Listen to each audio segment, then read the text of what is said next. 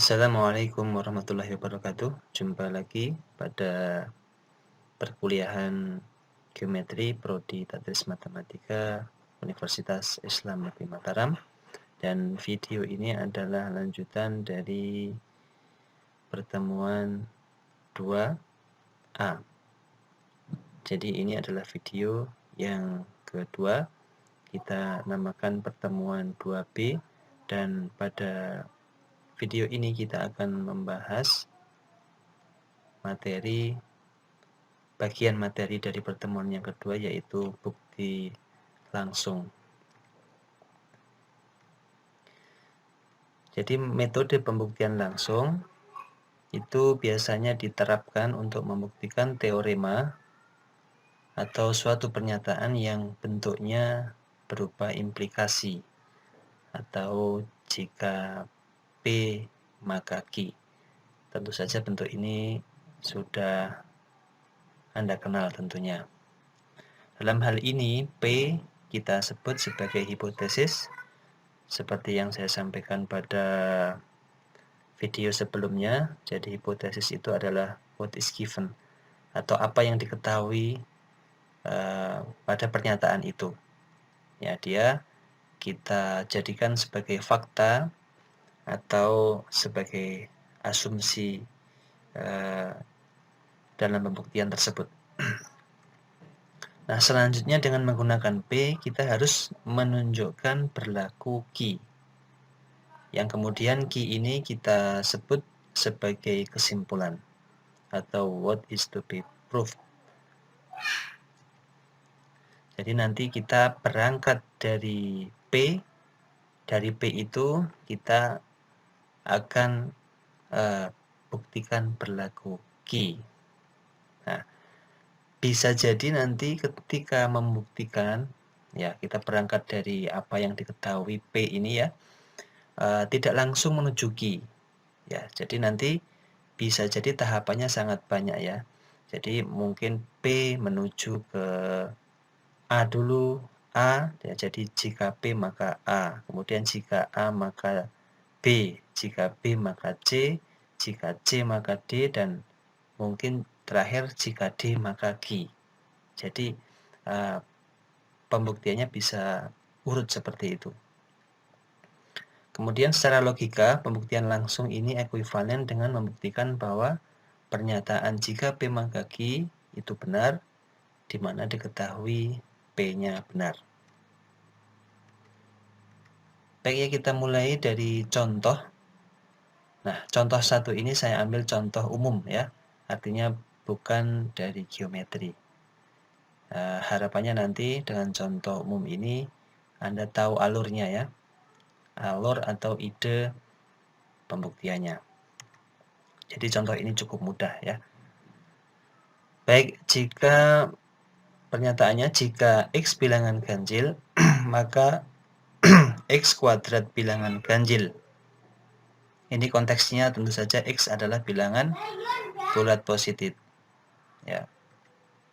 Nah, buktinya, kita mulai dari X bilangan ganjil. Jadi pernyataan yang ada dalam soal ini tentu saja seperti yang saya sampaikan sebelumnya, kita harus mengenal istilah yang digunakan dalam soal tersebut. Seperti yang saya sampaikan pada video yang lalu, istilah dalam soal ini misalnya adalah bilangan ganjil. Nah, Anda harus paham apa itu bilangan ganjil. Yang dimaksud bilangan ganjil itu apa? Tentu harus kita pahami. Sebab kalau tidak memahami apa itu bilangan ganjil, tentu kita tidak bisa memulai proses pembuktian. Baik, kita mulai dari X bilangan ganjil. Jadi di sini P-nya adalah X bilangan ganjil. Ya. Kemudian atau kita sebut sebagai hipotesis tadi ya. Kemudian Q-nya adalah X kuadrat bilangan ganjil. Nah, jika P-nya X bilangan ganjil, maka akan berlaku nanti X kuadrat bilangan ganjil. Nah, bukti langsung tentu saja kita mulai dari P ya. P-nya adalah X bilangan ganjil. Nah, jadi yang saya warnai orange ini atau merah ini ya, itu adalah alasannya. Saya beri kurung di sini, alasannya apa? Jadi alasannya tentu saja ya sudah given, sudah diberikan dalam pernyataan tersebut atau sudah diketahui. Baik, lalu kita mulai konstruksi ya. Kita tahu bahwa X bilangan ganjil itu memiliki formula atau pola yang dapat kita susun dalam bentuk 2n plus 1. Ya, ini konteksnya sekali lagi bilangan bulat positif ya. 2n plus 1, n-nya mulai 0, 1, 2, dan seterusnya. Jadi kalau kita punya bilangan ganjil 5, di sini bisa diwakili dengan n-nya 2. Jadi 2 kali 2 plus 1. Kalau kita punya 11, maka n-nya 5. 2 kali 5 plus 1. Dan seterusnya. Jadi semua bilangan ganjil bulat positif kita wakili dengan formula ini. Jadi dalam membuktikan pernyataan ini, Anda tidak boleh mengambil kasus ya atau contoh. Nah, kalau Anda mengambil kasus atau contoh, itu namanya Anda tidak membuktikan secara deduktif ya. Umpamanya Anda ambil X-nya 3 ya. Jadi ambil bilangan ganjil misalnya X sama dengan 3, maka X kuadrat sama dengan 3 kuadrat sama dengan 9. Dan 9 ganjil. Nah, maka cara seperti ini tentu saja tidak bisa diterima ya, karena itu hanya berlaku mungkin hanya untuk 3 ya, belum tentu berlaku untuk bilangan ganjil yang lainnya. Misalnya saja tadi 5, 11, 1001, 2021, dan seterusnya. Sementara formula ini menjamin untuk setiap bilangan ganjil. Jadi di sini alasannya adalah definisi atau formula bilangan ganjil. Kemudian kita kuadratkan ya, karena kita mau mengarah ke Q atau ke kesimpulan. Di kesimpulan di sana dinyatakan atau ditanyakan, tunjukkan ya, atau diminta kita menunjukkan X kuadrat. Maka X kuadrat tinggal kita kuadratkan ruas kanan. Jadi 2n plus 1 kuadrat tentu saja menghasilkan nilai 4n kuadrat plus 4n plus 1. Jadi ini adalah kuadrat dari ini.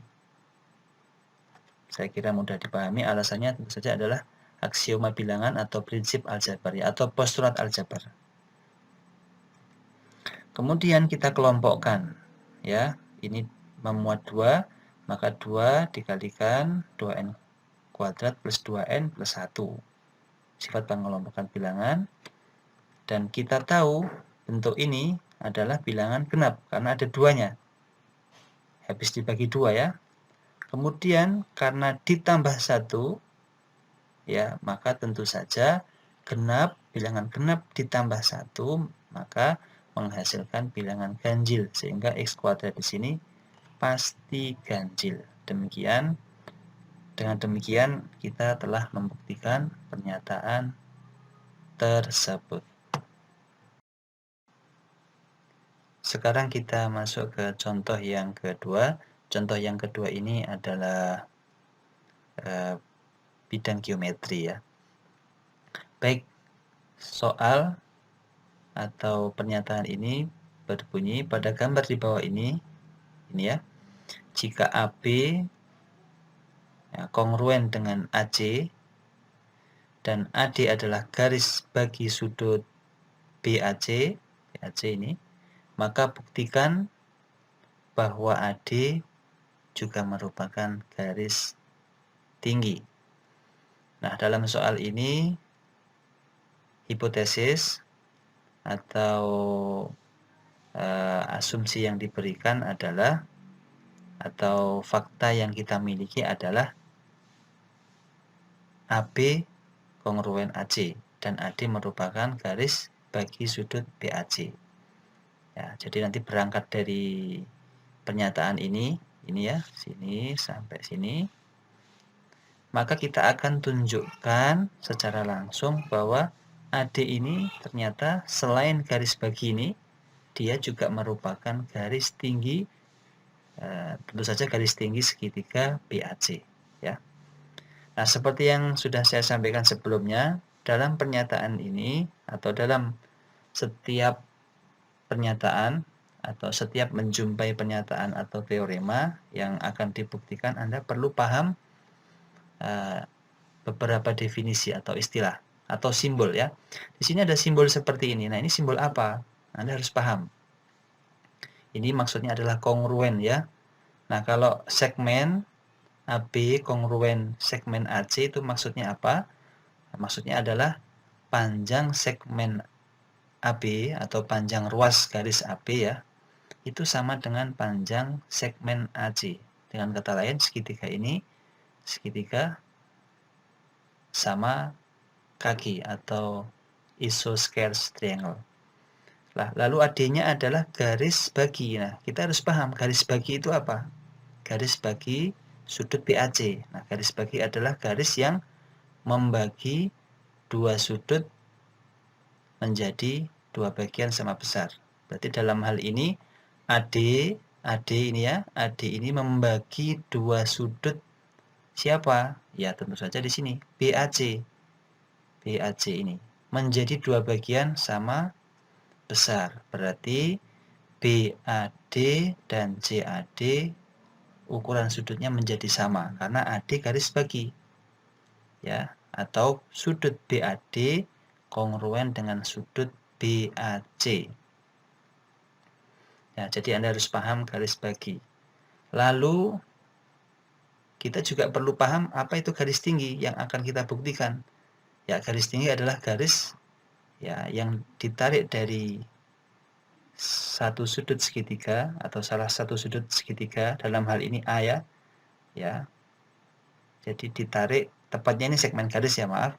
Jadi garis tinggi adalah segmen garis yang ditarik dari salah satu sudut segitiga, dalam hal ini A, ke sisi BC, ya, dan tegak lurus, ya. Jadi kata kunci dari garis tinggi ini adalah tegak lurus atau siku-siku. Nah, tentu saja jika kita belum memahami arti ini, ya, kongruen ini simbol apa, belum tahu atau tidak tahu, garis bagi juga tidak tahu apa maksudnya, kemudian garis tinggi juga tidak tahu definisi, ya, definisinya atau maksudnya apa, maka tentu kita belum bisa memulai proses pembuktian. Baik, ya, soal ini kita akan selesaikan dengan bukti langsung. Berangkat dari yang diketahui ini. Baik, ini adalah penyelesaiannya. Yang pertama, tapi sebelumnya saya sampaikan bahwa dalam membuktikan ini, ya, untuk contoh yang kedua kita sajikan dalam bentuk tabel, ya. Ini yang saya sampaikan kemarin, ya, pembuktian formal atau bukti formal bisa kita sajikan dalam bentuk list yang disajikan dalam dua kolom, ya. Ya, biasanya dalam bentuk statement atau pernyataan dan juga alasan atau reason. Nah, alasan di sini kita gunakan untuk menunjukkan alasan apa atau dasar apa yang kita gunakan sehingga kita bisa menuliskan pernyataan-pernyataan ini. Baik, nomor 1, AB kongruen AC. Ya, AB kongruen AC, tentu saja ini adalah given, sudah diketahui di soal, ya. Artinya ini sama panjang, ya, ruas atau segmen AB sama panjang dengan AC. Kemudian AD adalah garis bagi sudut BAC. Ya, diketahui atau sudah given, sudah diberikan di soal. Akibat dari nomor 2, ya, ini nomor 3 ini akibat dari nomor 2. Jadi nomor 1 tidak terkait nomor 2, ya. Jadi nomor 1 selesai, saya paparkan aja, saya tuliskan. Nomor 2 saya mulai tuliskan lagi informasi yang lain. Kemudian nomor 3-nya adalah akibat nomor 2. Akibat definisi garis bagi AD, ya. Jadi AD membagi dua sudut BAC menjadi dua. Ya, siapa? Yaitu sudut BAD dan sudut CAD. Kita lihat lagi, ya, mungkin, ya, BAD dan CAD ini. Kemudian AD yang keempat, ini informasi baru lagi. AD kongruen AD, ya sifat refleksif. Kita lihat tadi gambar tadi. Nah, memang gambar sekali lagi bisa untuk membantu ya, tapi bukan dijadikan dasar pembuktian. Kalau ini jelas ya, dari gambar ini tentu saja mudah dipahami AD kongruen AD. Ya, AD yang pertama untuk segitiga ABD nanti begitu ya harapannya. AD yang kedua nanti untuk segitiga ACD. Jadi AD ini satu segmen garis yang dipakai untuk dua segitiga, yaitu ABD dan ACD ya, digunakan bersama ya. Baik, nomor 4 saya kira jelas sifat refleksif. Kemudian poin yang kelima, sekarang dari poin 1 ini ya, ini tadi kongruen. Kemudian poin 2 sudutnya ini juga kongruen. Kemudian poin yang keempat ya, ini kongruen, ini sisi, ini sudut, ini sisi. Maka kita simpulkan segitiga BAD kongruen dengan segitiga CAD. Ya, kita lihat ya. BAD ini, CAD yang ini ya. Baik, alasannya apa? Alasannya adalah kita memiliki suatu postulat ya, kekongruenan segitiga, yaitu SAS, side angle side ya, atau ini salah ya, ini mestinya sisi sudut sisi ya. Jadi ini dikoreksi nanti ya, ini salah. Ini mestinya CS SDS. Saya salah nuliskan ini. Jadi ini sisi, ini sudutnya, ini sisi. Baik, akibat dari poin yang kelima atau nomor 5, maka tentu saja sudut ADB kongruen dengan sudut ADC. Ya, ini akibat dari keduanya kongruen ini. Kalau kongruen maka sudut-sudut yang berkorespondensi ya, itu adalah sama. Nah, sudut ADB berkorespondensi dengan sudut ADC sehingga keduanya kongruen. Alasannya ya, definisi dua segitiga yang kongruen. Lalu karena nomor 6 ini sudutnya kongruen, artinya apa? Artinya besarnya sama. Jadi M di sini besar ya. Jadi kalau dibaca besar sudut ADB sama dengan besar ini M, besar sudut ADC. Ya, ini alasannya definisi dua sudut yang kongruen. Kemudian jumlah keduanya ini dan ini ya. Besar sudut ADB ditambah besar sudut ADC itu 180 derajat. Ya, ini juga sudah diketahui. Ya, kita tahu di sini ya ADB dan ADC membentuk sudut lurus. Ya, kemudian kita substitusi, kita ganti salah satu ya. Jadi di sini yang saya ganti adalah ADC. Karena tadi ini sama dengan ini, maka ADC di sini saya ganti dengan ADB. Jadi nomor 9 ini saya menggunakan nomor 7 ya. Ya, dari nomor 8 ya, ADB plus ADC ya, ADC-nya saya ganti dengan besar sudut ADB karena sama. Jadi saya kira ini mudah dipahami. Alasannya tentu substitusi, saya ganti. Nah, kita lanjutkan bukti contoh nomor 2. Sehingga kita peroleh 2 kali besar sudut ADB sama dengan 180 derajat. Ya, sebelumnya tadi nomor ini ya, nomor 9 ini tentu saja ini sama 2 kali. Ini ya sama dengan misalnya X tambah X ya, tentu saja mudah dipahami. Nah, ini adalah sifat aljabar atau postulat aljabar, sama aja ya, ini hanya istilahnya narasi saja, tapi maksudnya sama ya.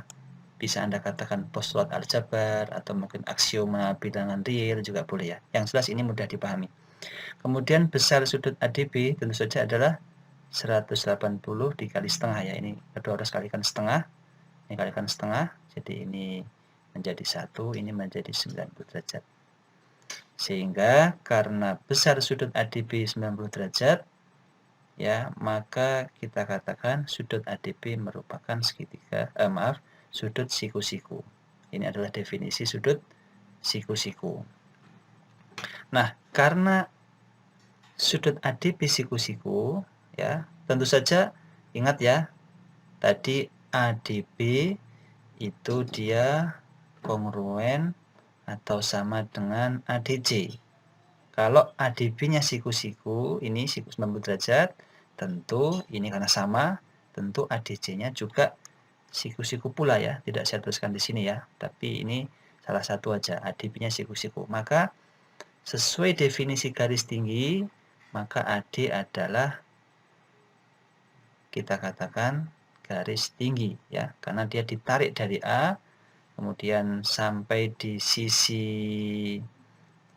BC ya, kita lihat sebentar ya gambarnya ya, sisi BC, kemudian kita bisa membuktikan ADB-nya ini siku-siku di sini, siku-siku 90 derajat, sehingga kita katakan ya AD ini memenuhi definisi garis tinggi, sehingga kesimpulannya ini selesai ya, AD garis tinggi terbukti. Baik, satu lagi contoh geometri, kita beri nama contoh 3 ya. Jadi jika segitiga siku-siku dengan sisi tegaknya P kecil dan G kecil, dan hipotenusa atau sisi miringnya adalah R kecil, kemudian segitiga siku-siku tadi memiliki luas R kuadrat per 4, maka buktikanlah bahwa segitiga tersebut adalah segitiga sama kaki. Nah, di sini P-nya atau hipotesisnya atau apa yang diketahui ya, what is given, apa yang diberikan di soal adalah yang pertama, segitiganya siku-siku. Anda harus paham segitiga siku-siku. Tentu mudah ya. Kemudian sisi tegak itu yang mana ya? Ya, ini P dan Q. Sisi miring, kemudian luas ya.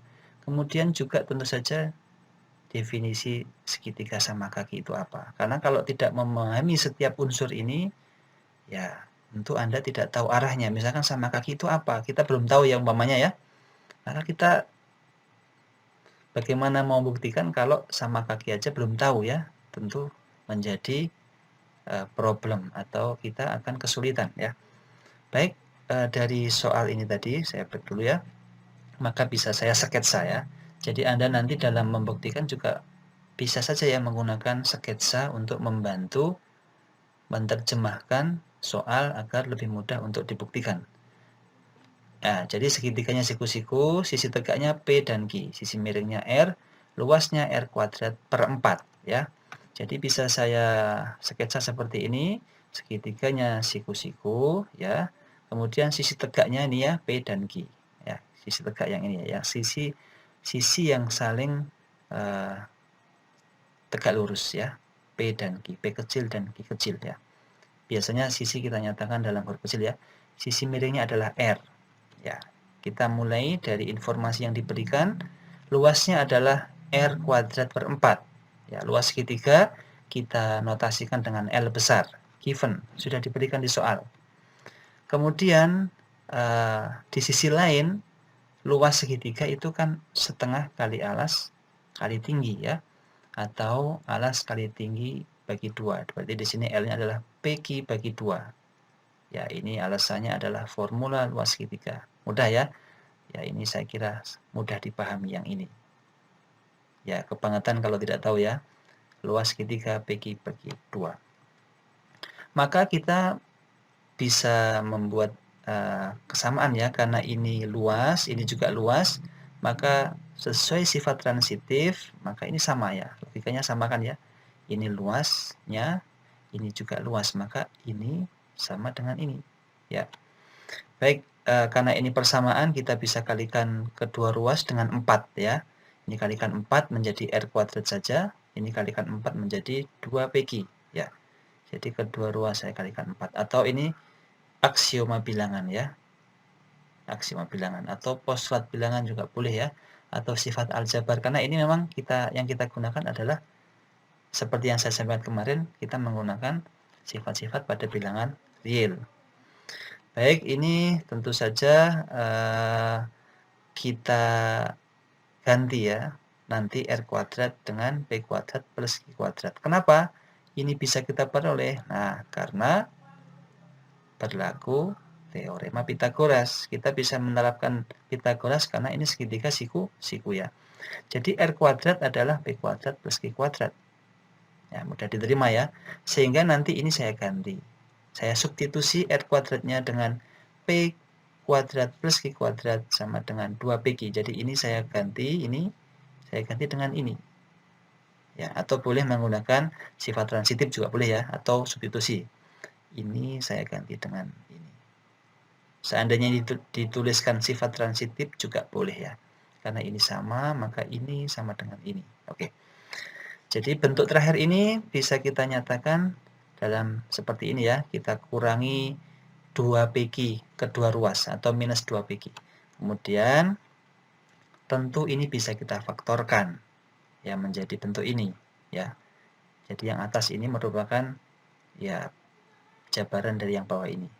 Nah, P min Q kuadrat sama dengan 0 akan diperoleh ketika P minus Q-nya 0 juga ya. Jadi sesuatu yang dikuadratkan nilainya 0, maka sesuatu itu nilainya 0. Ustadz Aljabar ya. Jadi tidak mungkin di sini nggak 0 ya. Ya, kalau nggak 0 pasti positif karena kuadrat ya. Jadi P min Q sama dengan 0 sehingga P sama dengan Q. Kita peroleh P sama dengan Q sehingga segitiga tersebut adalah sama kaki ya. Kita tahu bahwa karena P dan Q ini adalah sisi segitiga dan sama, maka kita katakan dia segitiga sama kaki karena dua sisinya sama panjang. Baik ya, ini adalah contoh yang ketiga, mudah-mudahan bisa dipahami. Dan kalaupun belum bisa memahami pada contoh-contoh ini tidak mengapa ya, karena ini baru awal dan ini sebagai contoh ya, karena kalau tidak saya berikan contoh tentu mungkin akan bertanya-tanya seperti apa bentuknya. Jadi ini sekedar contoh, baik dari contoh 1 sampai contoh 3 ini Anda bisa ulang-ulang kembali ya. Dan kalaupun belum paham, nanti kita akan pertemuan ke depan kita akan sering membuktikan, jadi Anda akan semakin terlatih. Dan ini masih contoh yang sederhana ya. Baik, saya rasa ya terbukti ya. Saya rasa untuk pertemuan 2A kita cukupkan. Terima kasih. Kita akan lanjutkan nanti ke pertemuan 2C insya Allah. Terima kasih. Assalamualaikum warahmatullahi wabarakatuh.